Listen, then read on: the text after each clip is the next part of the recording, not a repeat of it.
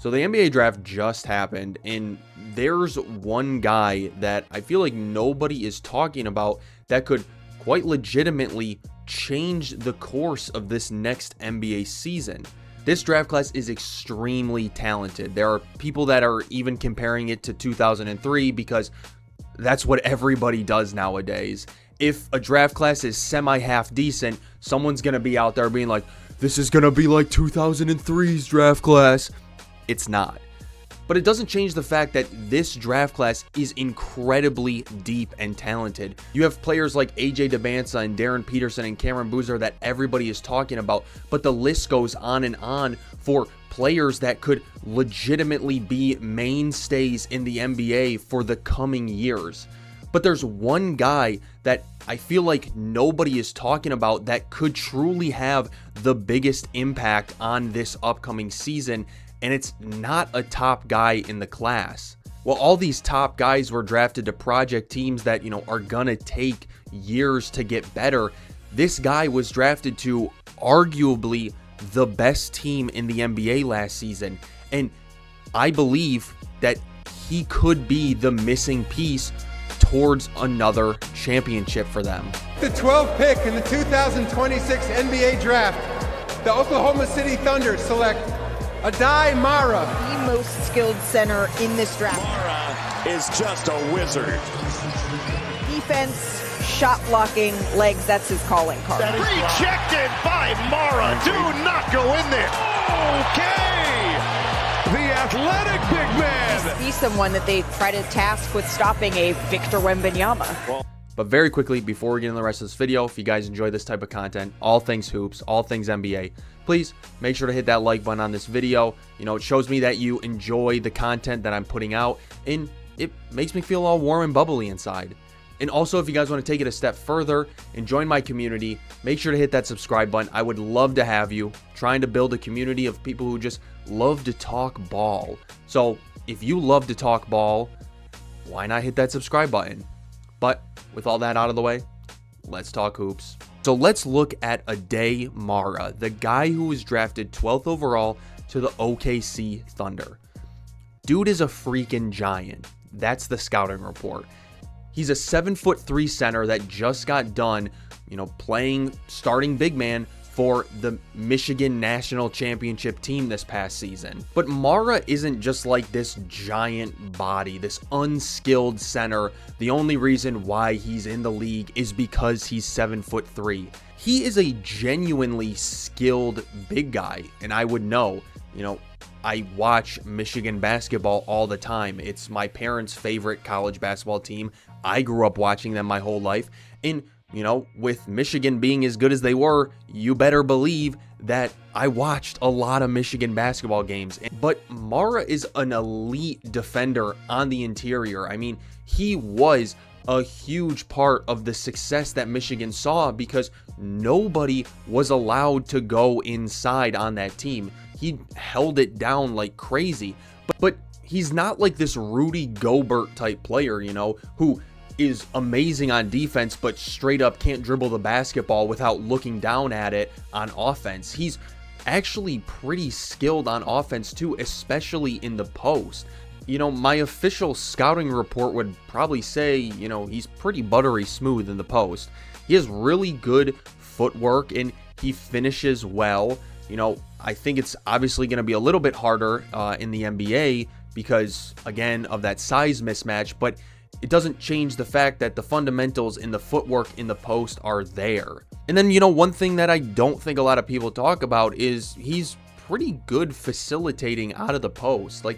He's no Jokic, obviously, but, he's not a black hole when he gets the ball down in the post either. And a lot of people I've seen have said that this pick is a reach by the OKC Thunder because, throughout the year, Mara's draft stock got better and better and better, and all of a sudden he's a lottery pick. And some people don't think, he's skilled enough to be a lottery pick, but I don't think the Thunder were looking at pure, skill or pure potential when they made this pick. To understand why a player like Aday Mara is going to be so good and so impactful for the OKC Thunder, all you have to do is look back at this last year's playoffs, and you have to look at the series between OKC and between the San Antonio Spurs. For as amazing as OKC is on defense and, how deep their team is, it doesn't change the fact that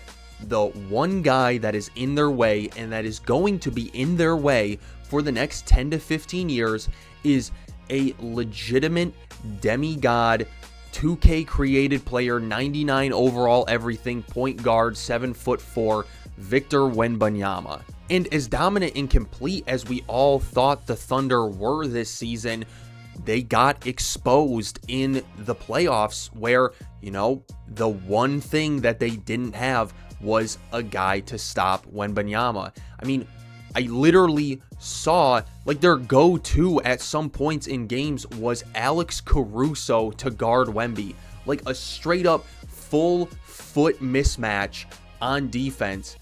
Chet tried his best, but Chet is giving up a little bit of size and is giving up a lot of strength against Wemby. And so they didn't have anybody that could stop Wembanyama, and that just created not only a mismatch for him, but a mismatch for everybody, because all of a sudden you have to, take attention away from everybody else and put it on Wemby, and then you let the other players go to work. And that's exactly what the Thunder are thinking. They're trying to fight fire with fire. They're trying to stop a giant using another giant. But the OKC Thunder are not just looking at Mara as this Wemby stopper, the 1v1 matchup.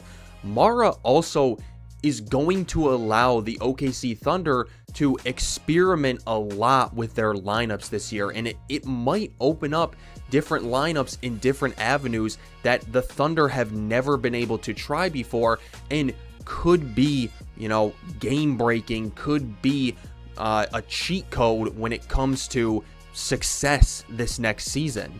So how could a rookie like Mara become the key to another OKC Thunder championship this next season? Well, I mean, first of all, it starts with how he is going to redefine their front court.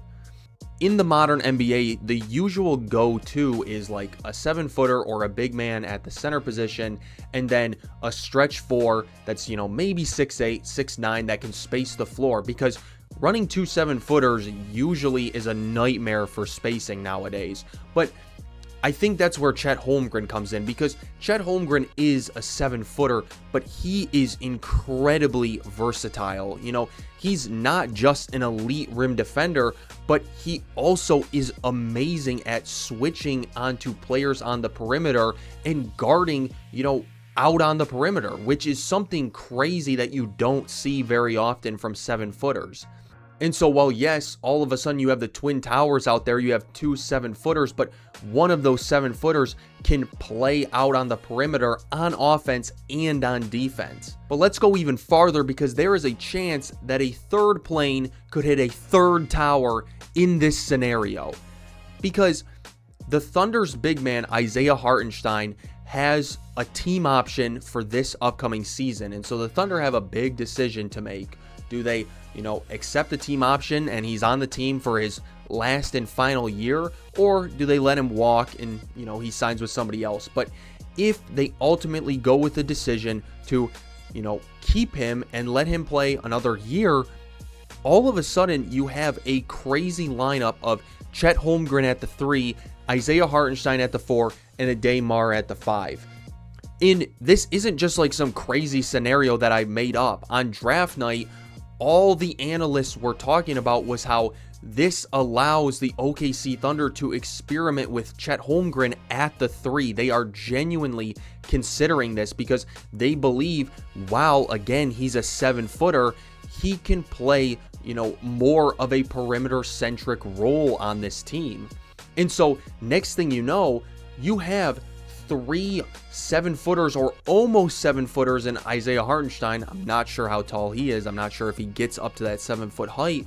But all of a sudden you have 3 7-footers out on the floor, and that shrinks the floor on defense like crazy. All of a sudden, with all that length, not only does, getting to the rim and finishing over guys become almost impossible, but even the length that you have in the passing lanes, just creates a nightmare for other teams. But then you also have to think about how this affects, Shai egregious foul baiter. Remember him? He was the MVP for the last 2 years.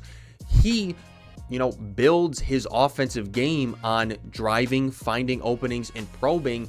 And, that becomes really hard when you have a 7'5" matchup down low like Wemby. Players like that who try to get to the rim a lot really struggle against Wemby. I saw it firsthand with Cade Cunningham this year. Cade Cunningham looked horrible against the Spurs because he likes to get inside and finish at the rim, and you just can't do that as much when you are going up against Wemby.